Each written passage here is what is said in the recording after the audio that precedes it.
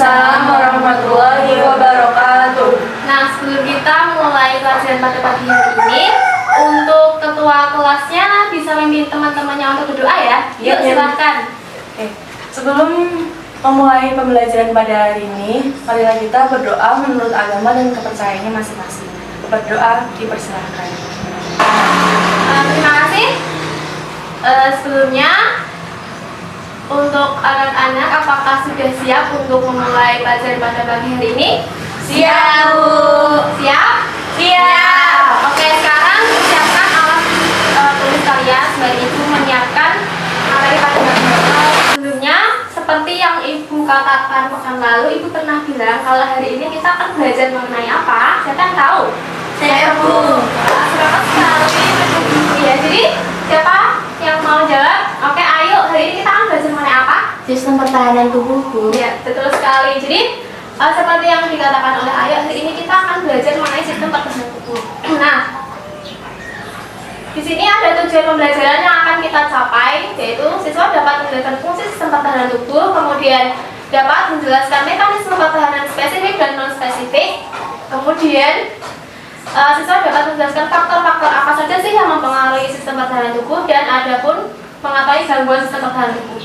Di sini ada materi yang akan kita pelajari seperti pengertian, lalu ada mekanisme pertahanan tubuh ya tadi, seperti pertahanan non spesifik itu seperti apa, spesifik itu seperti apa, kemudian ada faktor yang mempengaruhi sistem pertahanan tubuh, dan yang terakhir ada gangguan sistem pertahanan tubuh. Jadi kita di sini jangan mikir kok banyak sekali yang akan kita pelajari, jadi kita belajarnya santai aja, oke?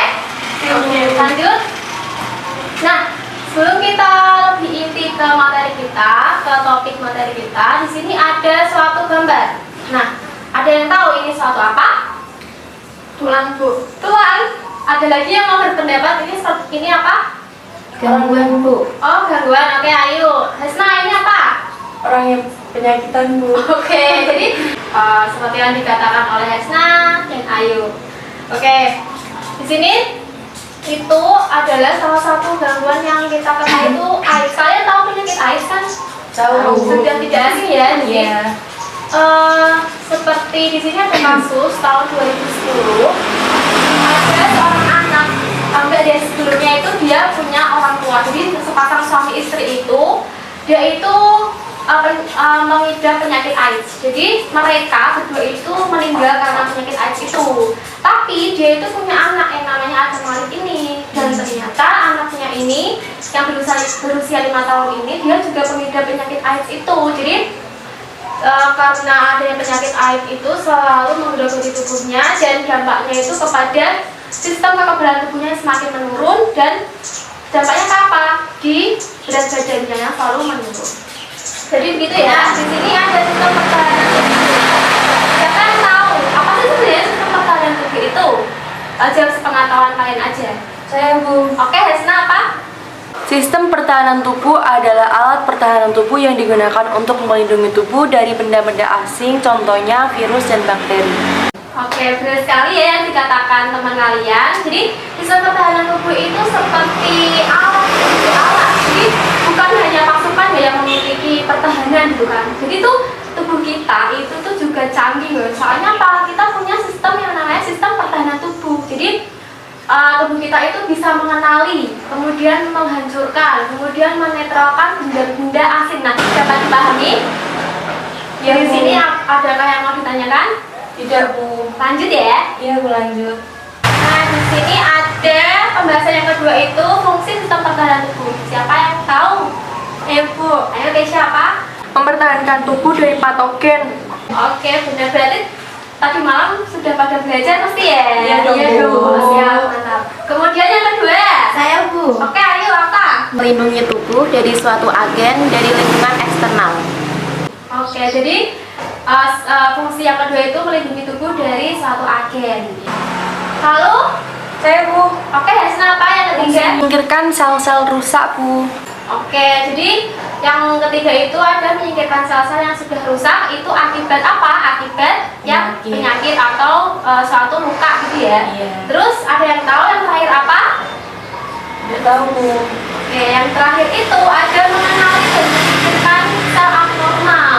Jadi gitu ya. Dari fungsi sistem pertahanan tubuh ada yang mau ditanyakan? Oke, siapa? Kalau sel abnormal itu apa ya, Bu? Oke, pertanyaan sangat bagus. Jadi kalau yang namanya sel abnormal itu suatu sel yang dapat memicu kanker. Jadi gitu ya, kalau yang mengenali dan menyingkirkan. Jadi tubuh kita itu tadi kan canggih ya. Jadi kalau ada sel-sel, oh ini sel bagian dari tubuh kita, jadi diterima tubuh kita. Jadi kalau ada sel-sel yang abnormal atau pemicu kanker itu, dia bisa menyingkirkan atau mengenali, oh ini bukan dari salah satu dari kita, jadi itu akan disingkirkan tadi. Oke? Dari sini paham? Lanjut ya. Nah, di sini ada faktor yang mempengaruhi sistem pertahanan tubuh. Ada yang tahu? Saya, Bu. Oke, Hasna apa?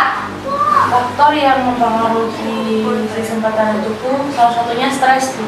Oh, stres. Benar ya yang dikatakan oleh Hasna itu. Tadi ada salah satunya stres. Kemudian ada yang mau jawab lagi? Saya, Bu. Oke, Kesya? Genetik atau keturunan. Oke, benar. Oke, jadi gitu ya. Dari ini ada genetik, kemudian stres, usia, hormon, olahraga, pola tidur, nutrisi, dan penggunaan obat-obatan. Dari faktor yang mempengaruhi sistem pertahanan tubuh ada yang mau ditanyakan? Saya, Bu. Oke, ayo. Berarti dari kasusnya Adam Malik, faktor yang mempengaruhi itu genetik ya, Bu? Oke, jadi benar ya apa yang dikatakan oleh Ayu. Kalau kasusnya Adam Malik tadi itu dapat dikatakan faktor pemicunya atau faktor yang mempengaruhi itu adalah genetik atau keturunan. Kok bisa, Bu, gitu kan? Nah, kita ketahui lagi kalau tadi kasusnya kan Adam Malik mempunyai ayah dan ibu ya, mempunyai orang tua, dia pengidap AIDS kan. Jadi orang tuanya meninggal, tapi si Adam Malik itu juga mengidap penyakit AIDS. Bisa saja kalau kita ketahui juga penyakit AIDS itu kan ditularkannya banyak sekali ya, bisa dari jarum suntik, kemudian ibu hamil, ibu menyusui. Kalau kan kita nggak tahu, mungkin pas waktu itu si Adam belum mempunyai penyakit AIDS, tapi karena mungkin disusui oleh ibunya, jadi dia bisa saja tertular adanya penyakit itu. Jadi bisa dipahami ya? Iya, Bu. Baik. Jadi kita harus yang namanya menjaga pola tidur. Jadi bukan hanya pola tidur, pola makan juga, kemudian olahraga. Kalau kita hanya makan aja, nggak gerak, ya itu nanti imun kita akan turun, sistem kekebalan tubuh kita akan turun. Jadi kita harus meningkatkan itu ya. Jadi dapat dipahami? Iya, Bu. Paham. Dari sini ada yang mau ditanyakan lagi nggak? Tidak, Bu. Lanjut ya. Iya. Oke. Nah, di sini ada yang bahasa terakhir. Di sini ada gangguan sistem pertahanan tubuh. Jadi yang pertama itu ada hipersensitivitas. Jadi ini adalah suatu peningkatan sensitivitas atau reaktivitas terhadap antigen. Jadi kayak suatu alergi gitu. Jadi kan kita kalian pernah mengalami yang namanya alergi, mungkin alergi obat, alergi makanan. Nah, itu salah satu contoh dari hipersensitivitas. Jadi yang kedua itu ada autoimun. Nah, kalau autoimun itu seperti kalau dia tuh tidak bisa membedakan sel yang sehat dengan sel yang abnormal. Kalau tadi kan fungsinya itu sistem pertahanan tubuh dapat mengenali kan, tapi ini dia juga kadang bisa dia tuh tidak bisa mengenali sel mana yang abnormal dan yang normal itu tadi. Jadi dia malah menyerang sel tubuhnya sendiri. Jadi gitu ya. Yang ketiga itu ada imunodefisiensi, yang itu seperti kondisi menurunnya sistem pertahanan tubuh itu.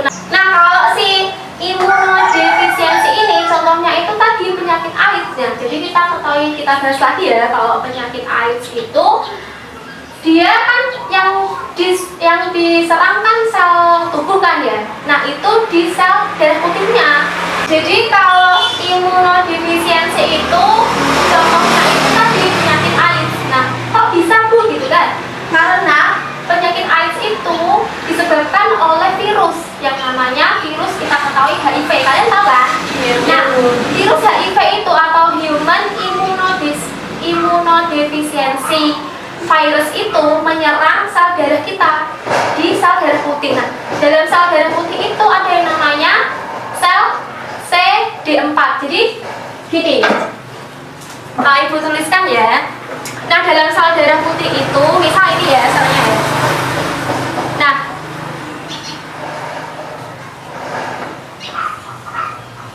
Nah, di sini tuh di dalam sel darah putih ini ada kandungan yang namanya CD4.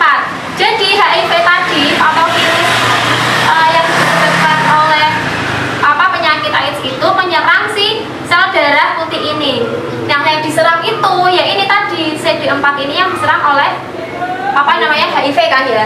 Jadi kalau dari sel darah putih ini semakin kekurangan sel CD4 itu nanti akan sangat mempengaruhi sistem kekebalan tubuh kita. Jadi sistem pertahanan tubuh kita akan menurun karena adanya virus HIV ini yang menyerang sel darah putih itu. Dapat dipahami ya? Iya, Bu. Jadi gitu, kalau imunodefisiensi itu yang menyerang si sel darah putih.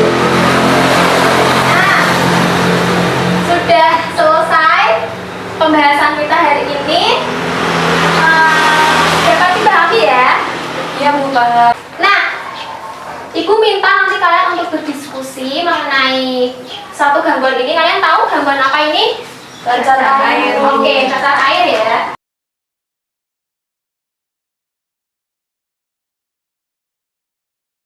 Jadi, nama saya Esna. Di sini saya akan mempresentasikan hasil diskusi kelompok kami. Pertanyaannya adalah, benarkah seseorang tidak akan terkena cacar air untuk kedua kalinya? Mengapa hal tersebut dapat terjadi? Jadi, kesimpulan yang dapat kita simpulkan, cacar bisa terjadi dua kali, dikarenakan faktor-faktor yang memengaruhi terjadinya cacar dua kali. Yang pertama, karena dia tertular dari seseorang yang mengidap cacar. Di situ dia kondisinya berdekatan dengan orang yang mengidap penyakit cacar lebih dari 15 menit dan menempel dari kulit ke kulit, jadi bisa menimbulkan menularkan cacar. Terus yang kedua, bisa dipengaruhi oleh sistem pertahanan tubuh yang sedang menurun. Seperti yang kita sudah bahas tadi, cacar air bisa diakibatkan karena turunnya sistem pertahanan tubuh. Terus cacar air ini disebabkan karena virus Varicella Zoster atau VZV. Sekian dari presentasi saya, hasil dari diskusi kelompok kami. Kurang lebihnya mohon maaf. Wassalamualaikum warahmatullahi wabarakatuh. Baik, tadi kan kita sudah membahas beberapa materi kita, terus kita juga sudah diskusi mengenai suatu gangguan atau penyakit sistem kekebalan tubuh. Jadi itu tadi materi dan submateri yang kita pelajari hari ini. Jadi dapat disimpulkan kalau sistem pertahanan tubuh itu adalah suatu alat pertahanan tubuh untuk melindungi tubuh. Kemudian tadi ada faktornya juga, kemudian ada hal-hal yang mengganggu kan ya. Jadi dapat dipahami untuk satu materi ini. Nah, dengan hal itu, itulah yang dapat Ibu sampaikan kepada kalian. Semoga materinya bermanfaat. Terus jangan lupa belajar ya. Sekian dari Ibu. Wabillahi taufiq wal hidayah. Wassalamualaikum warahmatullahi wabarakatuh. Waalaikumsalam warahmatullahi wabarakatuh.